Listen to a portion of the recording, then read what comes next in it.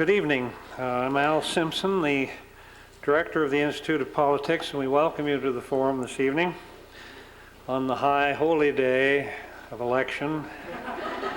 We who have been in this game, this is the high holy day.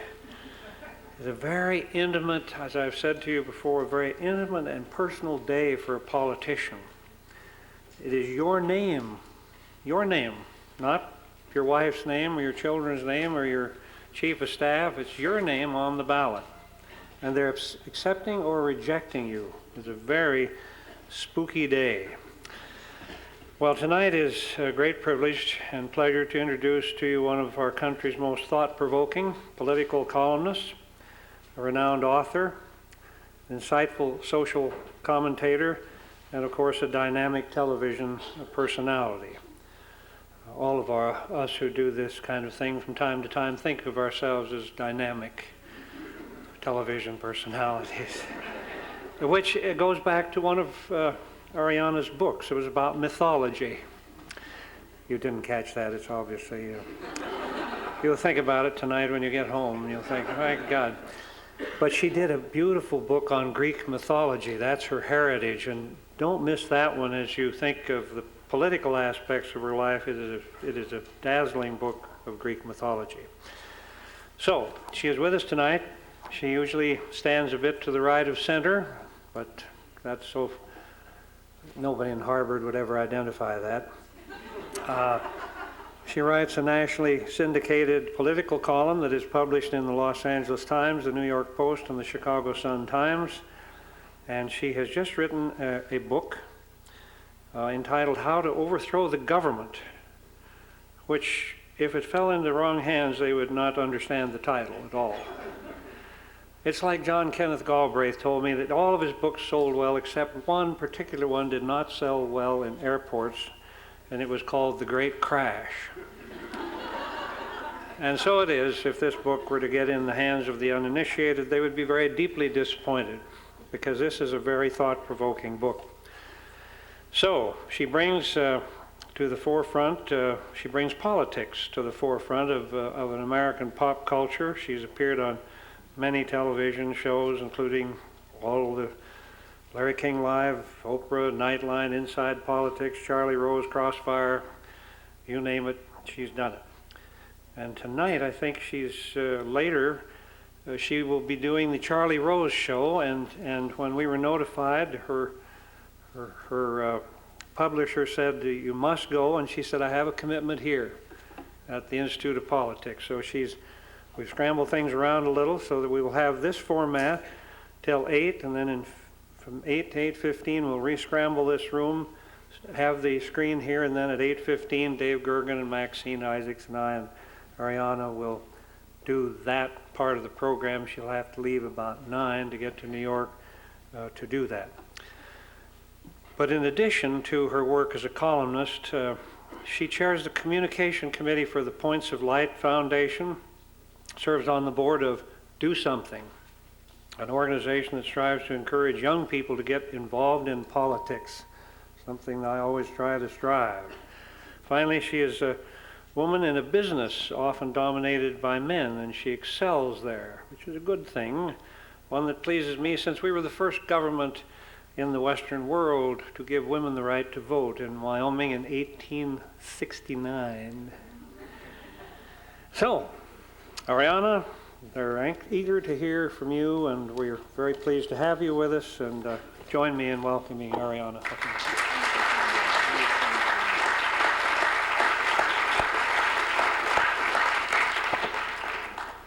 Thank you so much. It's really great to be here and to be introduced by Al Simpson. What an amazing figure in American politics and American life. Don't you wish we had at least a dozen more like him?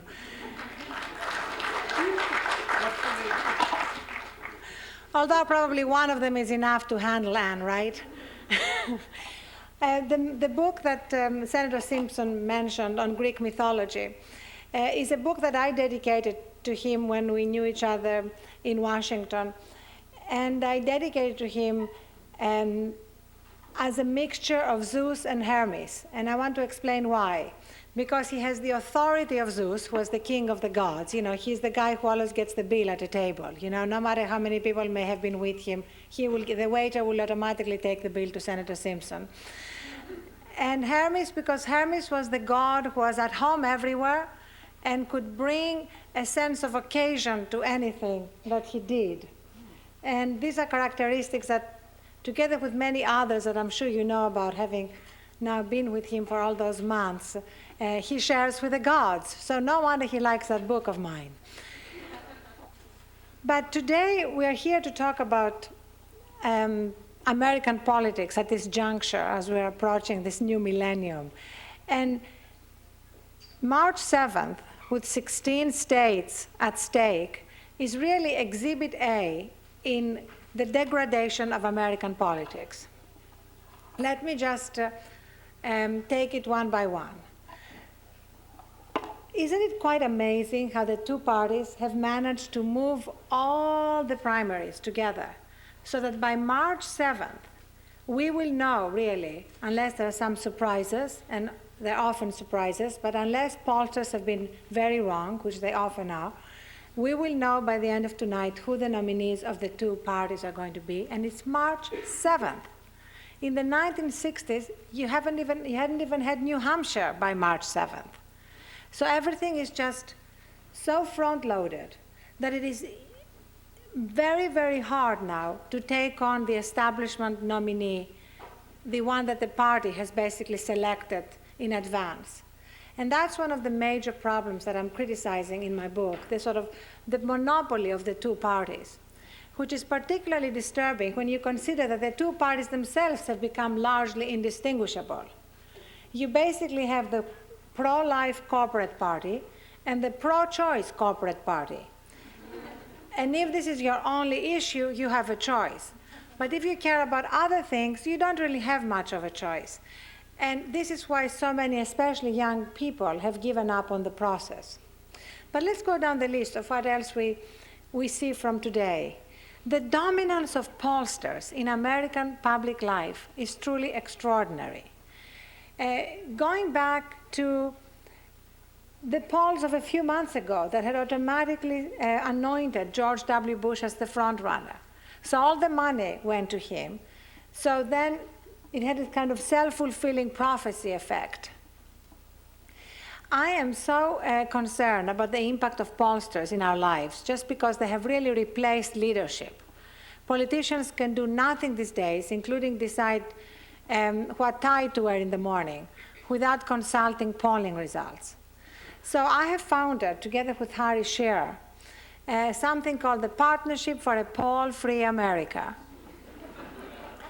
And you can join by going to our website, www.overthrowthegov.com, and take a pledge to hang up on pollsters.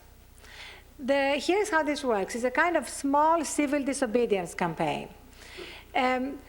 The dirty little secret of pollsters is that their response rates have already dropped to about 20 to 30%, which means that the majority of the American people already do not talk to them. Which means that given the impact they have on public policy, our policy agenda is determined by a small and unrepresentative minority of bored and lonely Americans who have nothing better to do at night than talk to strangers for no money.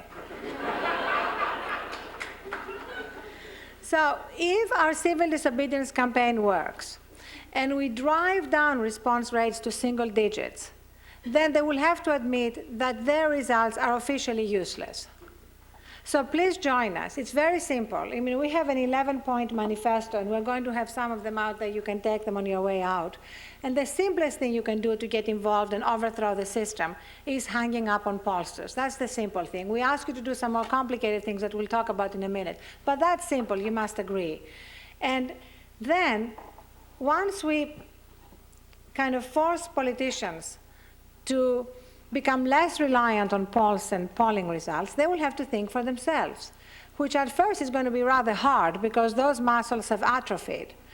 But little by little, they will start thinking for themselves, and we'll start having a rather vigorous debate, as opposed to what we have now, which is basically all politicians deciding that the same issues matter. Have you noticed that? Suddenly, everybody wants to pay down the debt. I mean, until Ross Perot, nobody was really talking much about it, except perhaps you, Senator Simpson. You have to correct me on that. But they used to talk about the huge trade deficit. Well, our trade deficit now is greater than ever. Nobody's talking about that.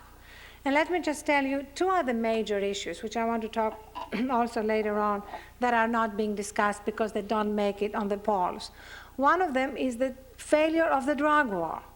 We're spending $40 billion a year, and we have more nonviolent drug offenders filling our jails than ever before. We have 2 million people in American jails, more than they have in China. And have you heard any presidential candidate talking about that? No, because it does not appear on the Gallup poll. You know, leadership used to do about looking around the corner, seeing the icebergs before they hit the Titanic, or they make it on the Gallup poll, one or the other. And alerting the public about those issues, creating a consensus around issues before they become crises. Well, that aspect of leadership is really no longer present in American politics. Just imagine what would have happened if Abraham Lincoln had Dick Morris around when he was about to sign the Emancipation Proclamation, a deeply unpopular document at the time. Dick Morris would probably have said, Mr. President, you cannot sign this document. It will bring your approval ratings down by at least 20 points. Why don't you sign something that everybody can be in favor of, like Secretary's Day?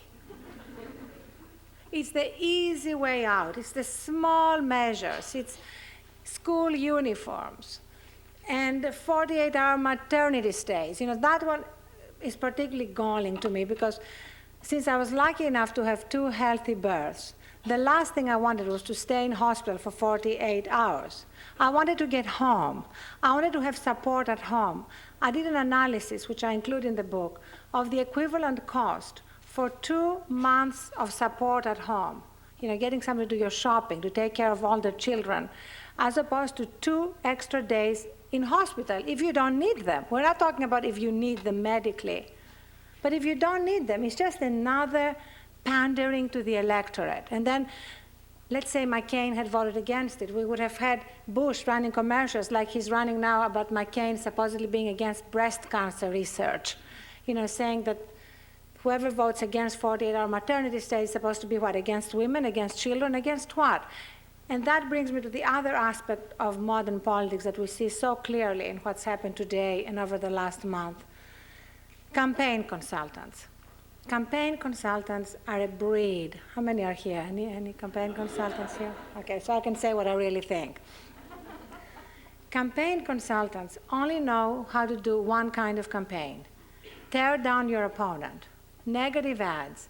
They don't really know how to do anything else. And then they tell the candidate, you know, worry about the big ideas after you win. Unless you win, you won't be able to implement them anyway. You know, that's the theory behind this.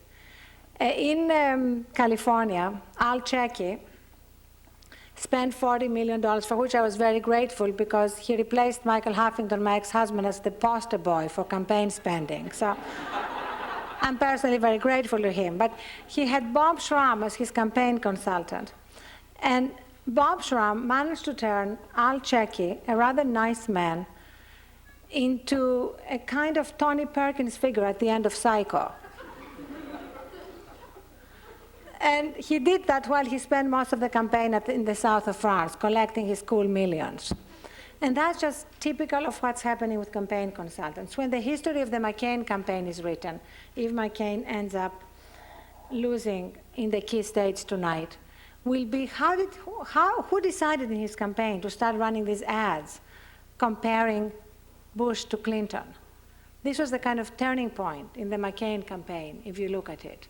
From being the sort of above it all, reform-minded candidate to starting to play the kind of game that he then accused Bush of playing. Of course, Bush would probably have done that anyway, but he then got cover because of the way the McCain campaign conducted itself. I bet there is some campaign consultant there who is responsible for that.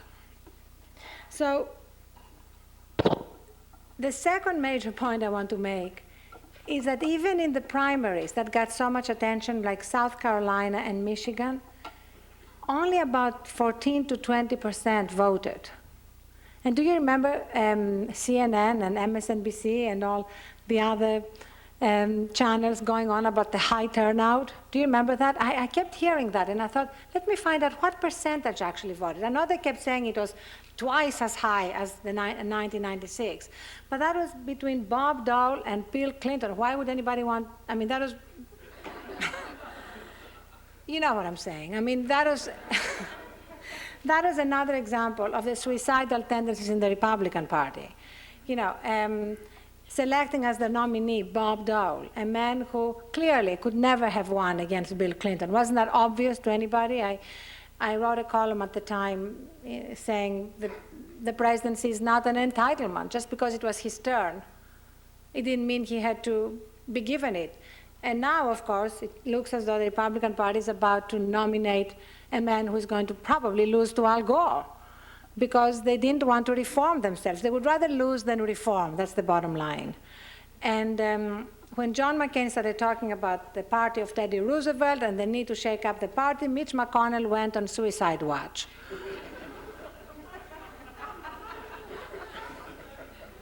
Al is smiling. He must know something. Maybe he had some deep grief counseling sessions with Trent Lott on the phone.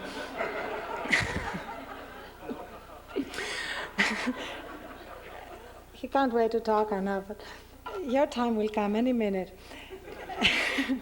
So this whole issue of turnout is absolutely crucial, because what is amazing is that in the last election in 1998, 2/3 of eligible voters did not vote.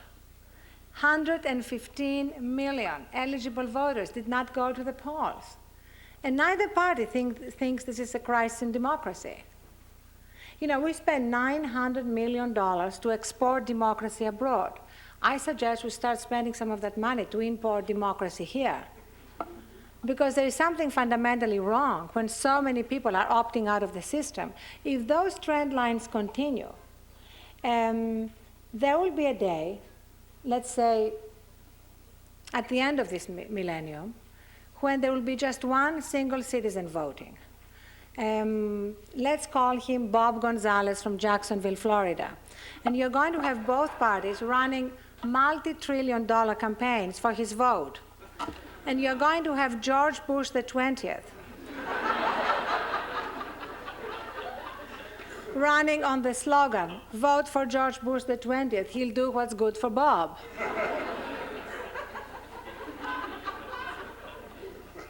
So if we want to stop this constant decline, we really do need to overthrow the current system. There is no alternative.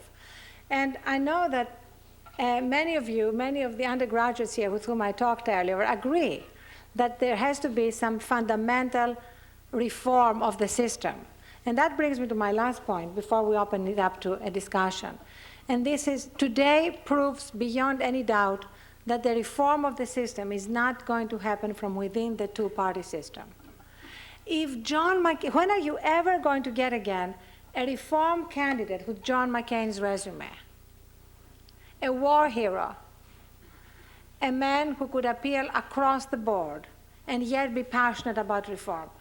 And there is no question about his passion for reform. I was on his bus in New Hampshire, and he just launched into this populist rant in the middle of New Hampshire about his own party. He said, how can my own party take $7 million from tobacco? Just now it did, recently. How can my own party be in favor of abolishing welfare for the poor, but not in favor of abolishing welfare for the rich, $200 billion of corporate welfare every year? And he launched into this passionate rant, like Dennis Miller. How often would you get a candidate with that passion for reform who sounds like Ralph Nader, looks like Brian Lamb, and comes across like John Wayne? It's not likely to happen very quickly. So that proves what I'm saying in the book, which is that it's going to take a movement to bring about reform. And that's where we all come into it. It's going to take a movement the way it took the civil rights movement. Remember, the civil rights legislation did not come from within either party. It took a movement. It took direct action. It took the people rising to demand change. And that's what it's going to take. And that's why point 11 on our manifesto is direct action, civil disobedience, rallies, demonstrations. The only two major success stories of this year were what happened in Seattle, leaving aside the violence. The WTO will never be the same again.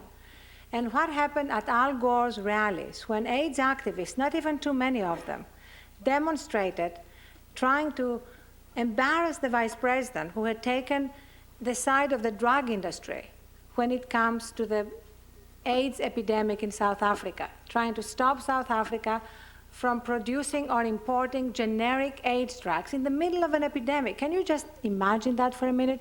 And even after the vice president was shamed into taking the United States off the State Department's watch list, taking South Africa off the State Department's watch list, and after he gave that speech at the United Nations about the epidemic, the drug industry is still suing South Africa over the production of generic AIDS drugs.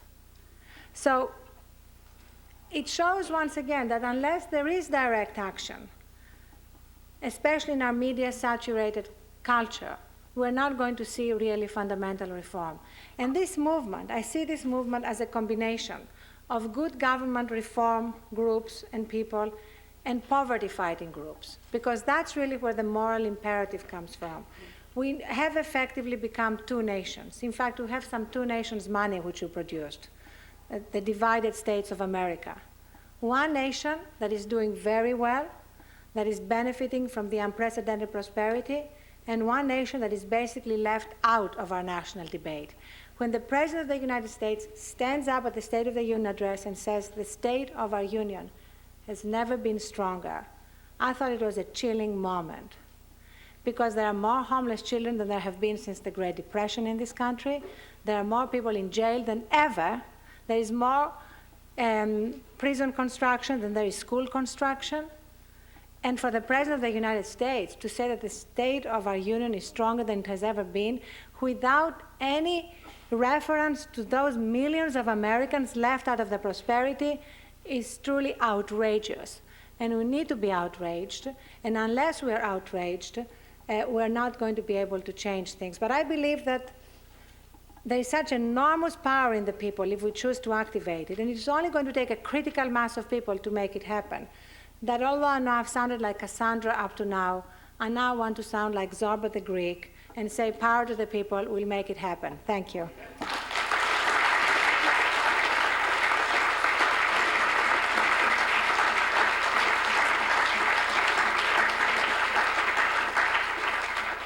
Questions, please, just come to the mics. I think are there mics up there too? I think so. If you just step up here, please, and we'll have you respond to questions. If we can still have just questions, just without lectures. I mean, no. Just. Can I just mention that the real Ralph Nader actually is running, and you can vote for him in November, but that's not my question. But if you want the actual Ralph Nader, he's on the Green Party. So, but my question is, would you please describe a number of ways in which your social consciousness was affected by having been married to a gay man? Thank you. Well, I didn't know that he was gay when I was married to him. And we have two little children who are 8 and 10. And he is a wonderful father to my children. And the fact that he chose to come out as being gay after our marriage ended, and it ended for different reasons, is really his choice. And I only wish him well. And the only thing that matters to me is that he remains a wonderful father to our 2 daughters.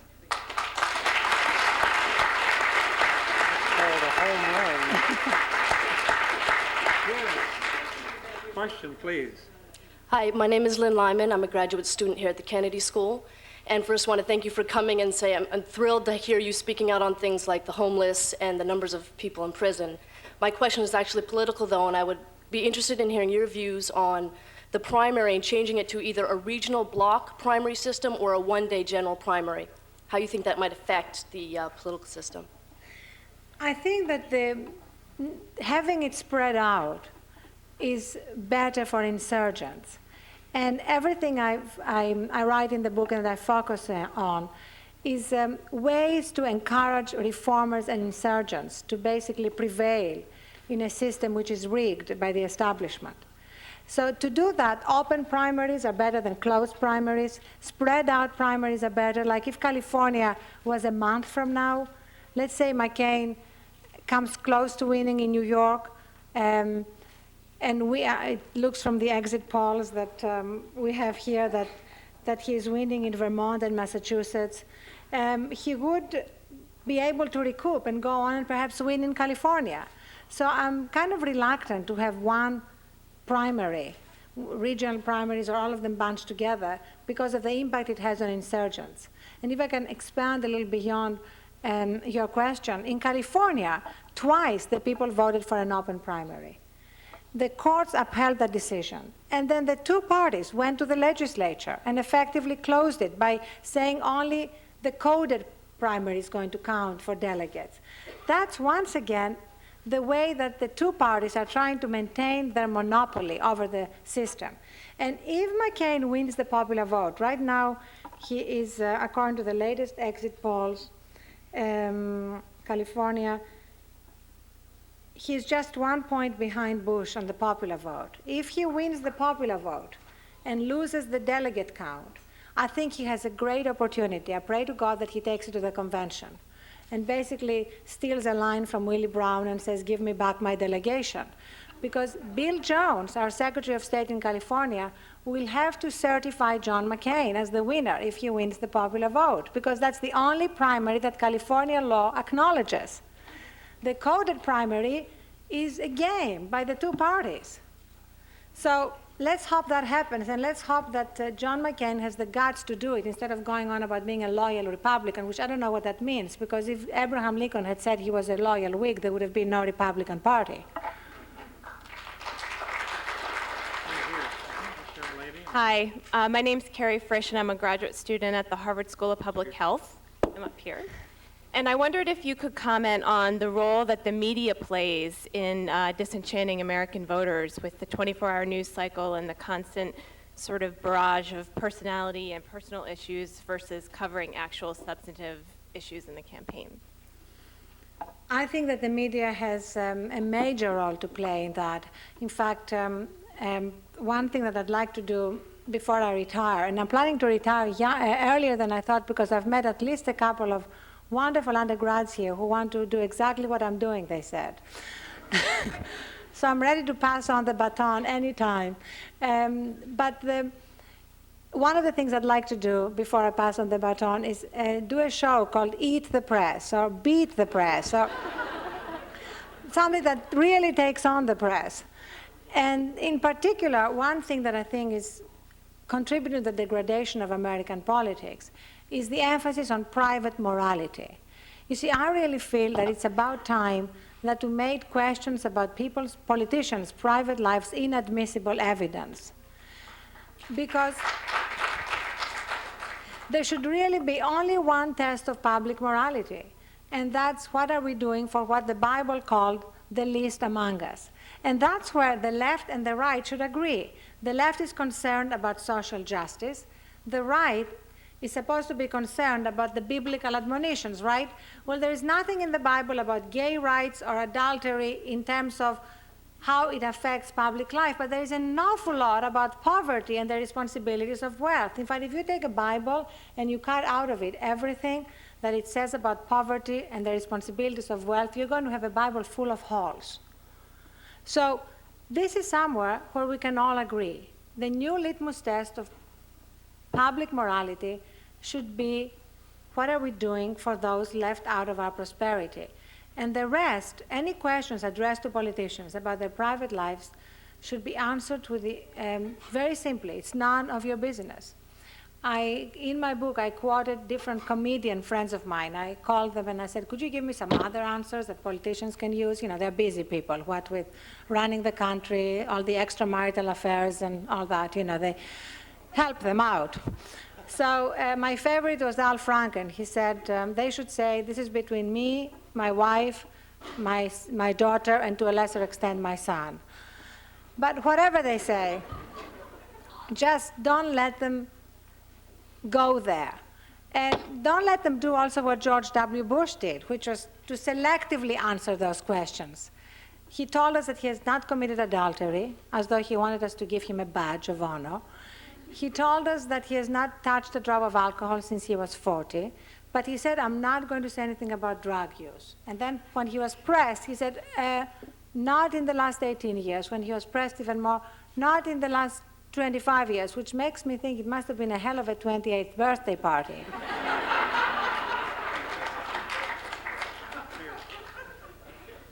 Andrew Brescher, I'm also a grad student here. I'd just like you to talk a bit more about what the goal of your movement would be, what end result you're looking for. Well, first of all, it's not my movement. You know, it's really happening all around the country.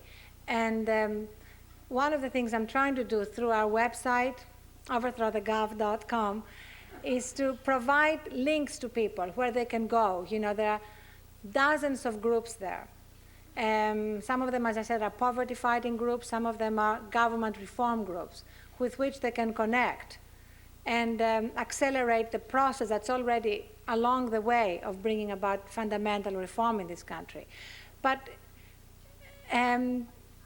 if this movement succeeds, as I fully expect it to, the question is how long is it going to take?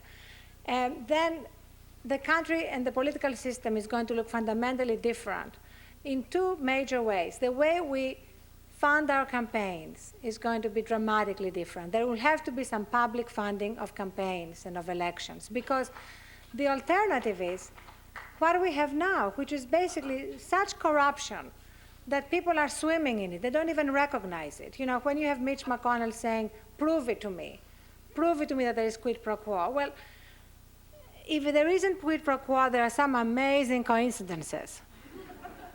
You know, like when you have Trent Lott and Mitch McConnell getting on Steve Wynn's airplane, going to Las Vegas, collecting a cool $1 million for the Republican National Committee, and shortly thereafter introducing legislation that gives a $360 million tax write-off to the gambling industry, only to the gambling industry. Do you think there might possibly be a connection between these two events?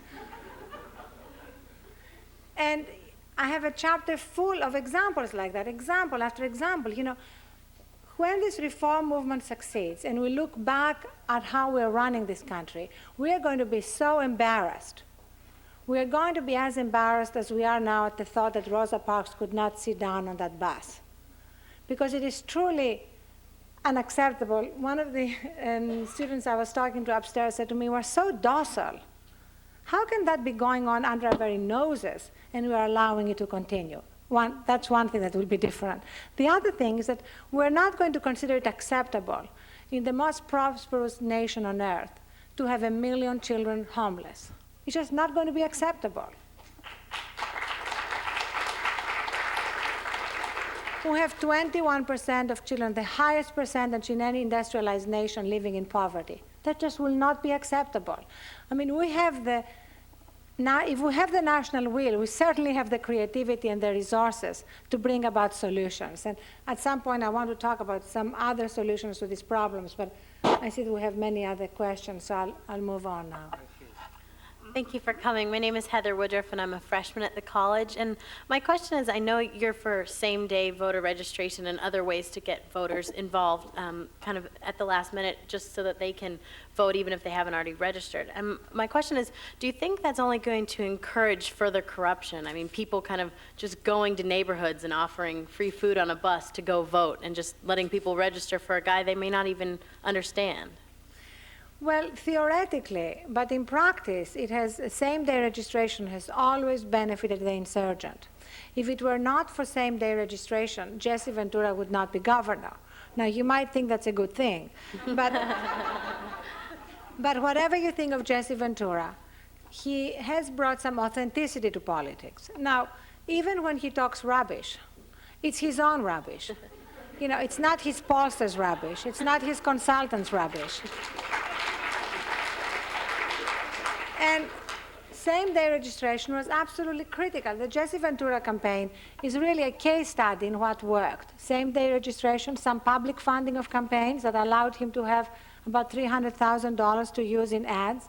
A brilliant campaign consultant, Bill Hilsman, who produced the most marvelous ads, which were creative, original, including the one of the Rodin thinker, you know, the body becoming the mind. Incidentally, Bill Hilsman is doing the media for our movement, and he's produced some marvelous ads. My favorite is of an old woman looking into the camera and saying, "I'm now retired, so I have plenty of time on my hands. So I've decided to overthrow the US government." And I'm starting, she says, by hanging up on pollsters. And then she goes on a rant about pollsters. And then we have a great soccer mom who says, you know, between my children and soccer games and my work and everything, I hardly have the time these days to overthrow the US government. And then she suggests, you know, boycotts of companies that buy influence through soft money contributions and all that. So Bill Hilsman was another great asset in the Ventura campaign because of the creativity he brought to the ads. And the internet was another huge bonus for the Ventura campaign. And the internet will be, again, another great force in this reform movement because of the way it can help us all connect with each other so much faster. So there's no question that same-day registration would benefit reformers, and there's so much corruption going on right now. I wouldn't worry about it a little more if it happens. Hi, my name is Erin Ashwell, and I'm a sophomore at the college. I was wondering, if there is such a small turnout in primaries, how should we view them, and what sort of lessons about candidates should we take from primaries? First of all, did you notice that Erin is wearing the overthrowthegov.com sticker? You too can wear one of those at the end. Well, what it really shows is that in the end, the two parties kind of decided in advance who were going to be the nominees. And I know you're wearing a Gore sticker, and I hope you're going to press him to address some of these issues that we are talking about here. But once somebody is a nominee, there is less leverage to press the candidates on certain issues. Basically, the primaries, the turnout so far, and we'll see what the turnout was like today, has been below 50% in all cases. You know, it may be over 50% in California, we don't know. But that means that the majority of people have opted out of the system, and many of them, especially if McCain is out of the picture after tonight, will have no home to go to. They don't want to go to Gore, they don't want to go to Bush. So what is going to happen? We may see the lowest turnout of ever in November. Thank you for coming. My name is Kamal Latham. I'm a graduate student here at the Kennedy School. When I was listening to your speech, I thought it was very interesting because it sounded like something that Jesse Jackson or Kwesi Mfume of the NAACP could give just as eloquently and passionately. So my question is, what would it take on the left and on the right to really come together and create a sort of a merger of the passion that's been exhibited from people such as Jesse Jackson saying that we can't leave anyone behind, and people such as you who are talking about the same thing, but looking at you and looking at Jesse Jackson, you definitely appeal to two different groups or two different parts of America. So what would need to happen to see you and Jesse Jackson arm in arm leading a march down in Washington about something? Well, you know, that's very interesting because last Thursday I gave a book party for Jesse Jackson at my home in Los Angeles for the book that he has out that he wrote together with his son, Congressman Jackson, it's all about the money. It's about empowering minorities. And the day after that, we went together with Robin Hurricane Carter to a maximum security jail in North County in Los Angeles. And it was incredible to see Jesse Jackson in action and leading, literally, the inmates there to a chant about wisdom and wise choices and never coming back and not letting the jail get into you. And then all the inmates watched Hurricane, the movie, and it was an incredibly cathartic experience. And the night before, I had given Jesse Jackson a hard time for endorsing Al Gore, because I said to him, at least you could have extracted something out of him, like Al Gore coming out against mandatory sentencing, which I consider just such an incredible injustice. And Al Gore at the Adolfo Theater, when he was asked about it, refused to come out against it. You know, he said, let's study it. There's nothing to study, you know. It's one of the dreadful laws in the land. It's affecting minorities. It's affecting African-American men disproportionately. It's turning men into felons for life. And yet, he wouldn't come out against it. So there are these two Jesse Jacksons, you know, the one who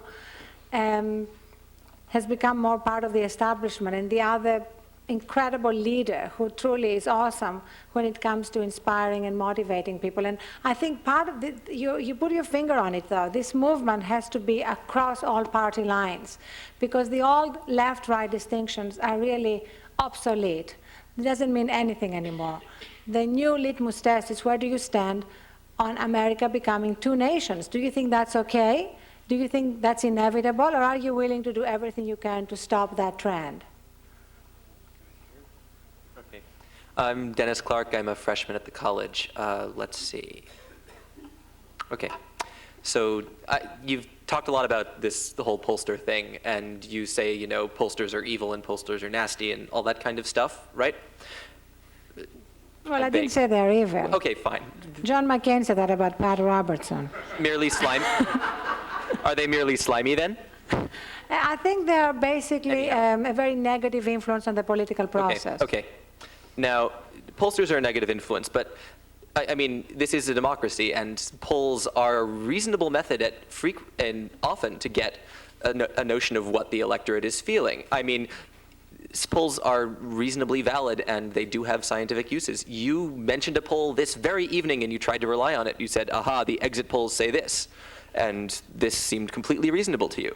So I suppose the question that I have to ask is, where is a poll a legitimate use of a tool for a candidate, and where does it become abusive? Well, first of all, you know, exit polls are a slightly different animal in that they're actually polling people who did vote and actually did something, as opposed to asking them about their opinions. Sure. But even exit polls are often wrong, you know. I mean, you're raising an important point. If there were leaders who just used polls as a way of gauging a snapshot of public opinion, because, you know, it's a really very superficial snapshot of a tiny minority of people that's projected and often gets things wrong and never gets anything interesting right. Like, not a single poll predicted Jesse Ventura's victory. Not a single poll predicted John McCain's margin of victory in New Hampshire, because they always underpoll independents, they underpoll young people, they underpoll the poor, you know, so it's a very sort of a very biased look at American life. And if a candidate wanted to take a poll and then just use it as what he would need to change to get to his vision for the country, that would be one thing, but that's not how candidates are using polls right now. They're using them to feed back to the public what they think the public wants to hear. And that basically undermines the whole essence of leadership. Thank you. My name is Cameron Hollingshead. I'm a freshman at the Indiana University of Pennsylvania. I have a two-part question for you. How do you respond to the criticism that blaming the state of American politics on polls and candidacies and the media really dodges the responsibility of the voter to demand a higher standard of substance and salience from their candidates? And how do you think that the established political setup in this country can shift the mind of the American voter into focusing rather on substance instead of, you know, which candidate and which media and which poll is going to tell them what they want to hear? Well, you're raising a very important point about the people and our own responsibility, that ultimately we have been lulled into a kind of complacency from which we need to be shaken out. There's no question that the sort of emphasis on our prosperity and the good economic times has lulled people into the sense that the good economic times will continue forever, and somehow a rising tide will lift all the boats. I mean, the president has used that phrase. It used to be ridiculed in the 80s. Now it's been used without anybody ridiculing people for using it. So, of course, ultimately it's the people's responsibility, but that's really why we need a movement. We need the people to act on that responsibility that fundamentally is ours. How can we get people to want to concentrate more on substance? I think that if a candidate came forward who had the capacity to tell a story, one of the reasons why I know that you had Warren Beatty speak here, one of the reasons why I wrote that column floating a Warren Beatty candidacy is because I think Warren Beatty could have been a storyteller. It's not that he would have won, he obviously wouldn't have won, but he would have somehow brought the nation around the campfire and told the story of the two nations that America has become and gotten more people to pay attention. And that's what we need more than anything, because presidential elections are collective rituals of renewal. There is a moment that we don't want to waste by just having the next, how many months is it? 9, 10 months dominated by George W. Bush and Al Gore. Is this depressing? Thank you. Hi, Ms. Huffington. My name's Kunal. I'm a junior at the college here. I really agreed with a lot of what you said tonight, about public morality and just the idea of reform and stuff like that. And I was intrigued by your comparison to the civil rights movement. And I can't foresee the future, but I'm pretty confident that this reform that you talk about won't happen by November. And so we are going to be stuck with either a Gore or a Bush. And so I was wondering, given that fact, whether it's depressing or not to people, how is this movement being constructive by continuing to disparage the people that were going to need help to get this passed with books like Greetings from the Lincoln Bedroom or articles like that? How can we have a constructive movement like you talk about while we're still disparaging the people that we're going to need help from? Well, I don't see it as needing help from them. I see it as using satire. I mean, Greetings from the Lincoln Bedroom used satire to expose the corruptions of a fundraising system sort of run amok. I think satire is a very powerful tool that can sort of wake people up. I mean, I know that I've used it a lot, both in my writing and doing things like Strange Bedfellows with Al Franken. And I found that people who have tuned out of politics, especially young people, are more likely to listen to you if you present what you are saying in a satirical framework. So it's just one tool, It's in a range of different tools. And I don't see it as needing help from these people. I see it as sort of waking them up to do the right thing. My name is Irene Bloom, and I'm visiting professor in the Department of East Asian Languages and Civilizations here. In your book, you say some very appreciative and admiring things about Wang Dan, the Chinese dissident student who's a student here at Harvard right now. And I wondered, in light of your appreciation for Wang Dan's moral stature, standing, what you think of the Clinton administration's policy on China, and what role you think human rights concerns should have in administration policy generally. Yes, I'm sort of full of admiration and awe for Wang Dan and for what he did and for what he calls morality, because that's really what I write about in the book. When he talks about morality, it's not private morality, it's the morality involved in civil liberties, it's the morality involved in human rights. And you have people from both parties who want to get the fast-track legislation passed, who want to get China admitted to the WTO, saying, well, if we do these things, then the human rights abuses will be lessened. But we just had the State Department report that shows that the human rights record of China over the last year has deteriorated. So I'm passionately against admitting China into the WTO. I think that to give China permanent MFN status which is a requirement for admitting it to the WTO, would remove any leverage we have. And basically, we're allowing trade and corporate interest to drive our policy towards China, and that's fundamentally wrong. Hi, I'm Irina, and I'm a senior at the college. You talked about two Americas and divide between poor and the rich and how we need to bridge it. And it would appear to me the only long-term solution is through education. What do you think should be done about the state of American high schools and middle schools? You're absolutely right. It's, first of all, I'm delighted to have a question from another woman with accents.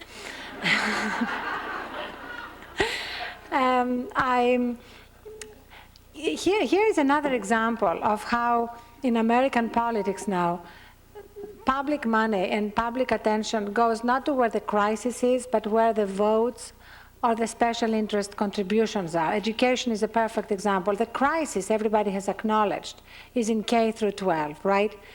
Well, the billions of dollars that we have spent over the last 7 years of the Clinton administration have been to get middle-class kids to go to college. It's basically been to give more tax credits to go to college, a very worthy cause, but not where the crisis is. So why aren't we paying more attention to where the crisis is? Because that's not where the votes are.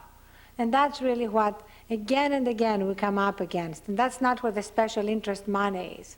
We see the same thing happening with prescription drugs for the elderly. You know, again, that's where a very powerful pressure group is. You know, we have millions of uninsured children who don't have anything, not just prescription drugs, but any health insurance, but we're giving more to the elderly. You know, I suggest in the book that we should, that young people, that children and young people should start something called Future Voters of America, or Future Thugs of America. You know, we'll make your retirement difficult if you don't do something for us right now.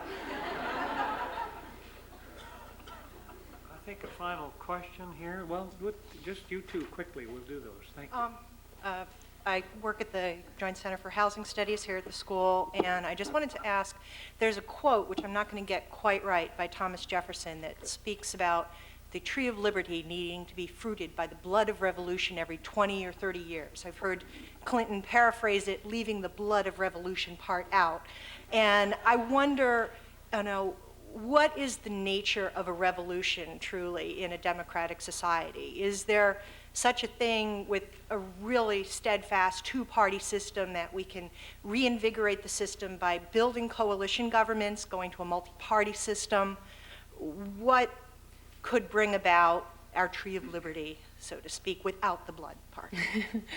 Yes, the way I use that quote is Jefferson saying, God forbid that we'll go for 20 years without some kind of rebellion. And so that kind of rebellion or revolution is really about rocking the boat when it gets too comfortable. Because, as it has been said, we now have government by the comfortable, for the comfortable.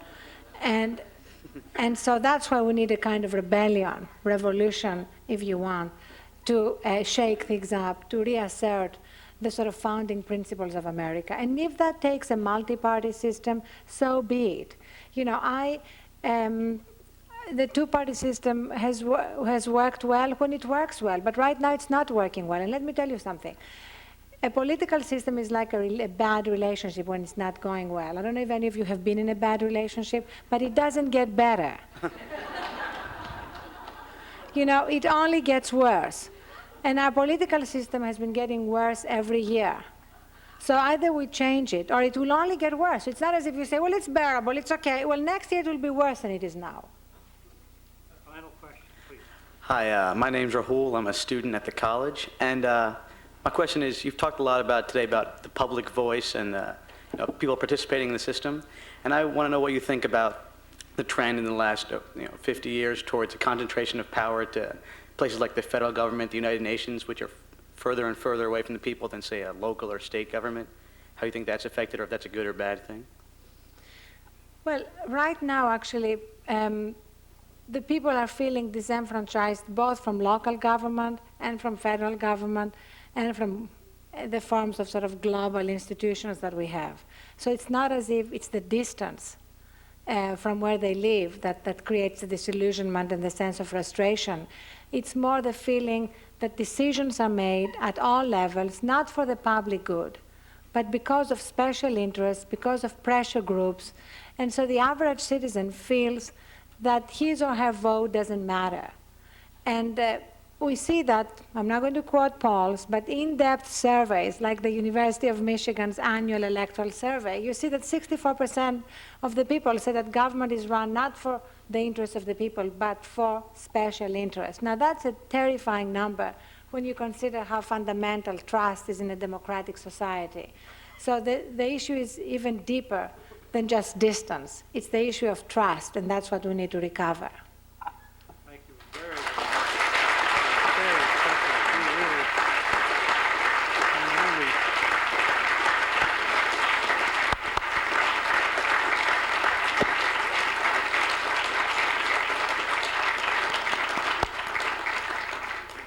Ariana, you must remember the Greeks had a word for it, democracy. You did this. Oh, no. It is a curious system of self-governing that you created and brought here to this world so many centuries and decades ago. Democracy, a wonderful Greek word. Well, thank you for your very warm, wise, and witty presentation. You are a special person, and we deeply appreciate your being here. Now, got a deal for you, as old Rossborough would say, got a real deal for you.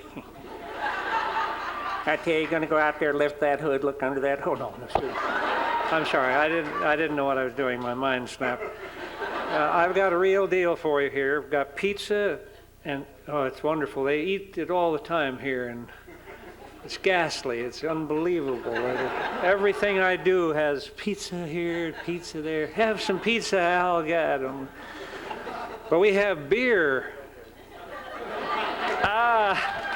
And I told you that when I was a student at the University of Wyoming, I weighed 260, had hair, and thought beer was food, and I know many of you still do. Pizza, beer, wine, and soda are available behind this curtain.